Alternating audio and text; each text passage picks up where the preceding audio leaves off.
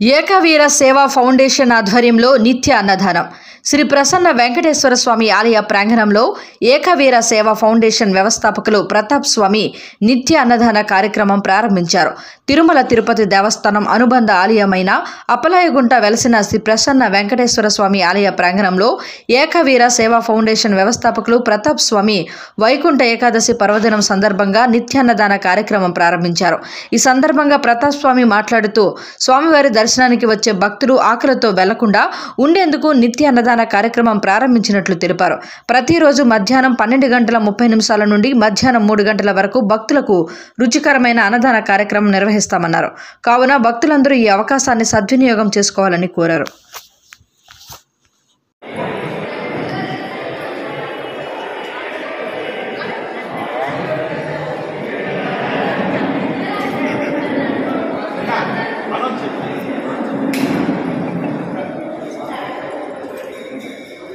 సందర్భంగా భక్తులు అర్చకులు మాట్లాడుతూ ఏకాదశ పర్వదినాలలో అత్యంత పవిత్రమైన పర్వదినం శ్రీ మహావిష్ణువుకి ప్రీతికరమైన వైకుంఠ ఏకాదశి రోజు స్వామివారి వైకుంఠ ద్వార దర్శనం చేస్తే సకల పాపాలు నశిస్తాయని, వారి కుటుంబ సుఖ సంతోషాలతో ప్రశాంత జీవితం గడుపుతారని, ఒక భక్తుడు ఈరోజు గోవిందుని స్మరిస్తే సకల శుభాలు కలుగుతాయని తెలియజేశారు.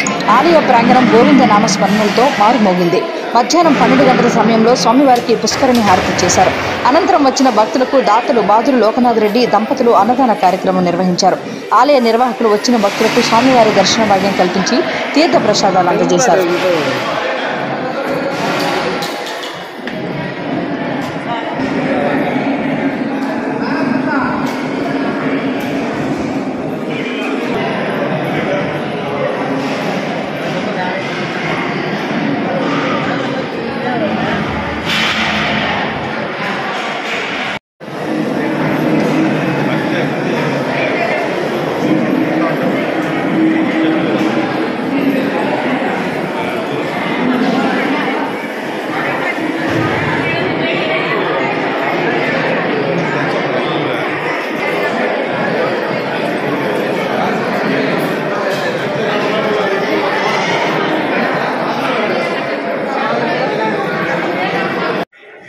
ఓం నమో వెంకటేశాయ.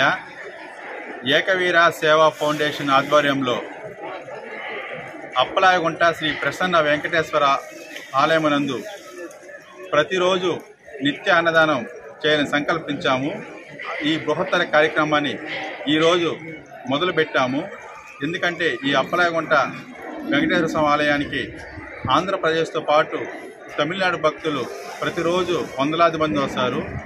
వారందరూ కూడా ఇక్కడ సరైన భోజన సదుపాయం లేదు. అది చూసి ఎవరు కూడా ఆకలితో అలమటించకూడదని అందరూ సంతోషంగా ఆ ప్రసన్న వెంకటేశ్వర స్వామి దర్శనం చేసుకొని మా ఏకవీర సేవ ఆధ్వర్యంలో జరిగే ఈ నిత్య అన్నదాన కార్యక్రమంలో పాల్గొనాలని ఈ యొక్క పథకం ఏర్పాటు చేశాము. ఇది ప్రతిరోజు కూడా మధ్యాహ్నము 11:30 నుంచి 3 వరకు నిరంతరాయంగా జరుగుతుంది.